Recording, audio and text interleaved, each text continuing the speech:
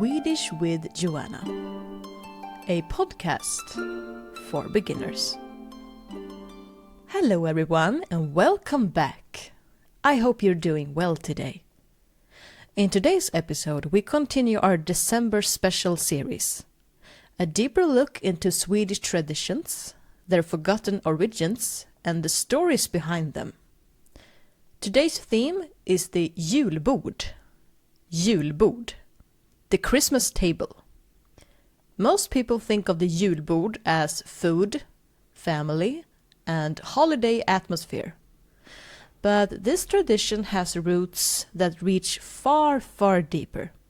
Before it was a cozy buffet, so to speak, it was a ritual of survival, gratitude, and old beliefs that shaped life in the North. And in a moment, I'll read an excerpt from the bilingual book I've created, a book that explores these traditions in both English and Swedish.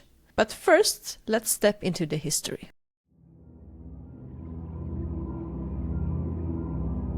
Before refrigerators, before electricity and abundance, food was as sacred as life itself. When winter came to the north, people knew that what lay on the table decided who would survive. So when the sun returned after Yuletide, they set a feast to thank and to appease. They did not call it a Christmas table. It was the table of the sacrifice, where they shared what they had, sometimes even what they could not afford to lose.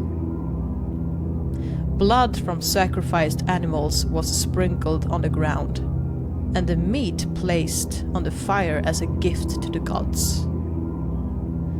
They ate together, in gratitude and respect for the cycle of life.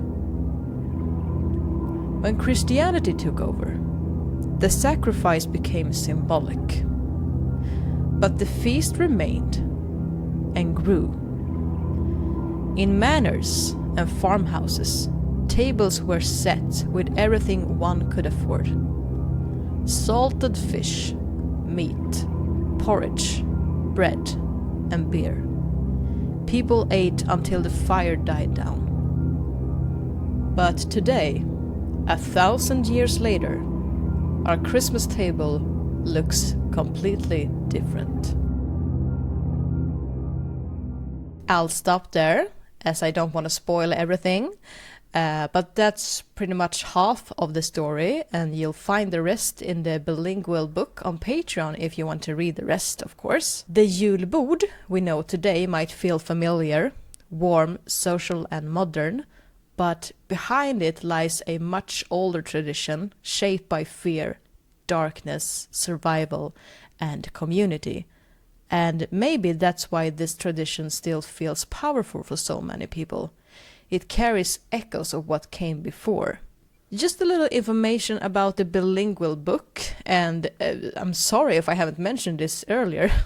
Pardon me. If you guys want to read the full story and explore the rest of the traditions in depth, you'll find my bilingual Christmas book on Patreon. It comes in 2 versions, you could say.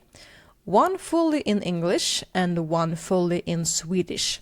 Both versions include images, vocabulary lists and explanations that make it easy to learn the language, while also discovering the cultural and historical roots of our winter traditions.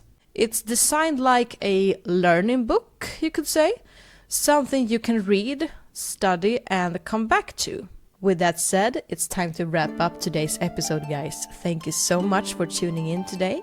If you enjoyed this episode and want the full story, images and vocabulary list and so much more, you find a complete bilingual book on Patreon. Keep practicing and I'll see you in the next episode. Bye bye, hej då!